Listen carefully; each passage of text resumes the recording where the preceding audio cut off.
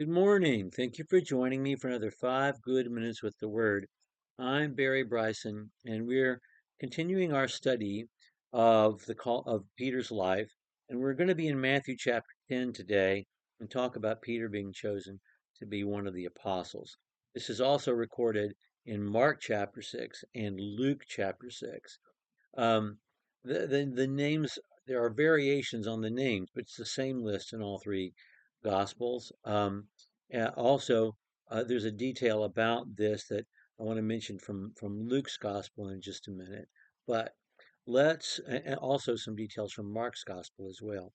Let's read Matthew chapter 10, verses 1 through 5. We'll say 6. Let's read through 7.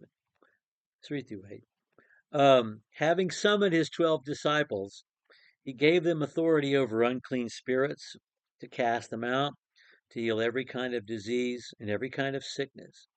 The names of the 12 apostles are these: the first, Simon, who is called Peter, and Andrew his brother, and James the son of Zebedee, and John his brother, Philip and Bartholomew, Thomas and Matthew, the tax gatherer, James the son of Alphaeus, and Thaddeus, Simon the Cananaean, Judas Iscariot, the one who betrayed him. These 12 Jesus sent out after instructing them, "Do not go in the way of the Gentiles, do not enter the city of the Samaritans, go to the lost sheep of the house of Israel. As you go, preach, saying, the kingdom of heaven is at hand. Heal the sick, raise the dead, cleanse lepers, cast out demons. Freely you received, freely give." We're going to stop right there. Um, Technically, this is not the calling of the 12 apostles or the appointing of the 12 apostles. In Matthew's gospel, there are already 12 distinct disciples that are the inner circle. They become apostles at this moment. The word apostle, apostello, means to be sent on a mission, to be sent out with a specific job to do, and by someone who has authority, or by someone who has the resources or the right to commission you to do the job. And so at this moment, they become apostles, ones sent, although they have already been a group of 12. And 12 is, of course, a significant number. And 12 patriarchs, 12 tribes of Israel, and 12 apostles. Peter is always mentioned first, always. Peter is always mentioned first, and he's mentioned first here, and that's significant. He is given priority. In fact, he is called the first by Matthew, who is himself one of the apostles and who was there and heard everything Jesus says to them in Matthew chapter 10. We know from Luke's gospel, Luke chapter 6, verses 12 through 13, that before Jesus appointed these disciples to be apostles, he spent all night praying on the Mount. We're also told in Mark's gospel that some significant things had happened before Matthew chapter 10. Jesus had been rejected in Nazareth twice. Jesus had his complete rift with the Pharisees and teachers before he sent out his 12 apostles. So those are significant details. I just want to mention something else, and that is we should pay some attention to what Jesus told Peter and the rest of the apostles in chapter 10.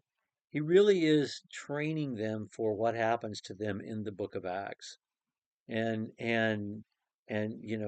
he gives he in the first place he invests them with power. He gave them authority over unclean spirits to cast them out, heal every kind of disease and every kind of sickness. That must have been heady, intimidating, overwhelming, and amazing for these men to be able to do the things, at least temporarily, that they saw Jesus do. Not everything, but some of the things that they saw Jesus do. And he told them as they go out to go do it, because it would confirm the message they are teaching. It's narrow in scope, not only the message itself, but the people to whom they are going. Let's not forget that Jews in Galilee are scattered among Gentiles. And then there are Samaritans as well overlapping into Galilee, because Samaria is right between it and Judea. And so, he's saying you're going only to Jews this trip. And he tells them, just so honest with them, um, I don't want you to take any money for the journey. You're going out literally on faith, and you're going to trust that you will be provided for. And of course, they were. And and and also, he tells them that it's not going to be easy. He says, I send you out a sheep among wolves.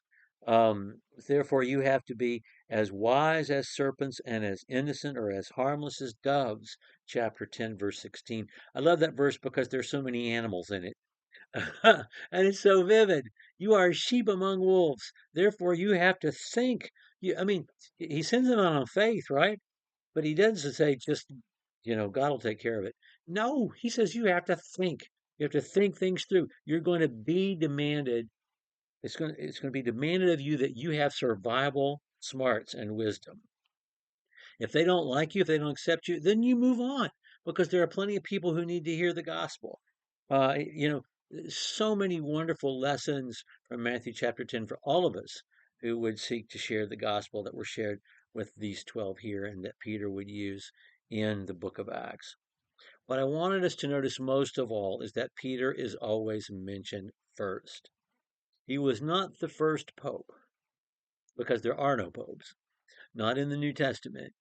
Um, Although the Roman two popes that the Roman Catholics claim are mentioned by name in the New Testament, Peter and Linus, but he was not in the New Testament ever assigned to be chief bishop of Rome or anything.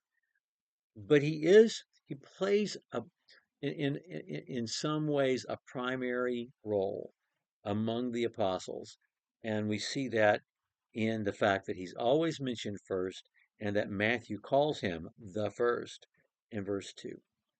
Okay. We're going to next time talk about some of the things that he experienced as an apostle. And we're going to pick up with Luke 9, Matthew 14, Mark 6, but especially John 7 next time and talk about the feeding of the 5,000. It's the only event we're going to talk about where Peter is not mentioned necessarily as a player, but I think it's it's important as we segue to other things that happen in Peter's life. We'll pick up there next time. Thank you for joining me for another 5 good minutes with the Word.